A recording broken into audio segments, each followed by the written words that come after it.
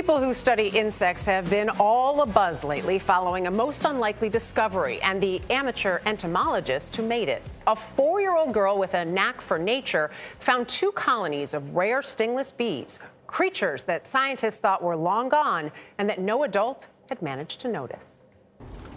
Annika Arnold's command of nature is confounding to many adults, thanks in large part to biologist Tarj Lindsay. Do you know that that carpenter bee can eat lavender? He's her caregiver, brought in by her parents when she was 3 months old, so Annika could explore nature in her Palo Alto neighborhood. They don't look like a bumblebee, which is big. But this year, 4-year-old Annika, by now a seasoned naturalist, here, found tiny bugs that weren't just your average insects. Her discovery found its way to California's Department of Food and Agriculture Plant Pest Diagnostics Branch, where Dr. Martin Hauser is senior insect biosystematist. And you're surrounded by about 2 million dead bugs here. The bugs Annika found are stingless bees, which aren't supposed to be here. They live in Brazil. Shows you how small they are. So small. They're very small, and that's a honeybee for comparison. Annika took us to the undisclosed location under the condition we wouldn't divulge the special tree in her special place. In this spot right here, when you came up here, how many were there? A ton? And how did stingless bees get here in the first place? Decades ago, the U.S. Department of Agriculture was looking for bees to boost the size of fruit and vegetable crops. In 1950, the USDA asked a Brazilian researcher to send them bee colonies to have alternative pollinators. Wow. He sent to Gainesville, Florida, Logan, Utah, Davis, and Palo Alto. And he said all the bees died in 1 year. They didn't like the cold weather in Utah. They couldn't compete in Florida. They also went to Stanford professor George Schaefer. Only the colonies he sent to Dr. Schaffer survived in Palo Alto for 8 years.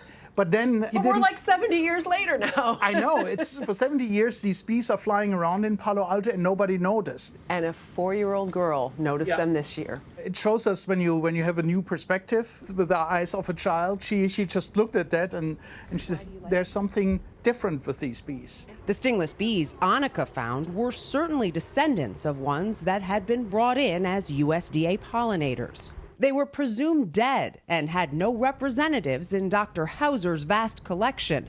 In fact, Dr. Hauser hadn't heard of stingless bees from Brazil until nearly 20 years ago. And I got a submission from a pest control guy in Palo Alto, and first I thought he was pulling a practical joke on me because it was a stingless bee. It's like if somebody says they have a kangaroo in their backyard.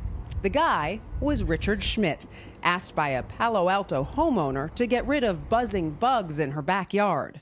No, I didn't kill them. Call him an exterminator with a heart of gold. I hadn't seen them before. Captured a couple of them, sent them to our county ag department. They didn't know what they were, and so they sent it to the state. I sent these bees out nearly all over the world to other experts, and they were all puzzling. They all said, "Where did you find it?" And I said, "Palo Alto." And they kind of like, no, that's... you didn't. And so finally he came up that it's a species described in the year 1900 by a German bee researcher. After he cracked the case, the tree toppled and the bees disappeared. This is a part of the bee nest here. A single remaining piece made it into his collection.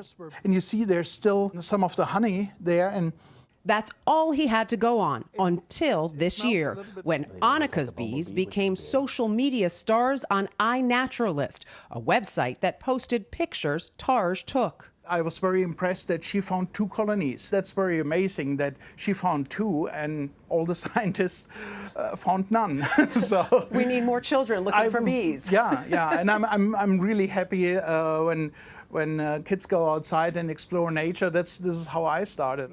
For Dr. Hauser, as much as the bees are a rare find, Annika is too, and it was important to meet her. My name's Martin. And I'm very proud of you that you discovered these bees. And with that came the biggest bug book he could find.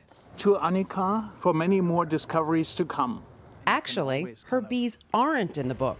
Even after more than 100 years of chance sightings, the bees still don't have a name. Though it's been suggested the stingless bees from Brazil be named Annika bees.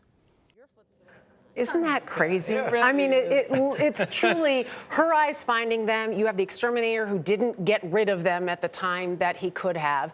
And we still need a name now for these bees. I think we prefer stingless bees to stinger Right. bees. And they're very right? different. It's hard to tell in that, but I'm telling you, they were so tiny that she Yeah. saw them and knew right away that this was a bee.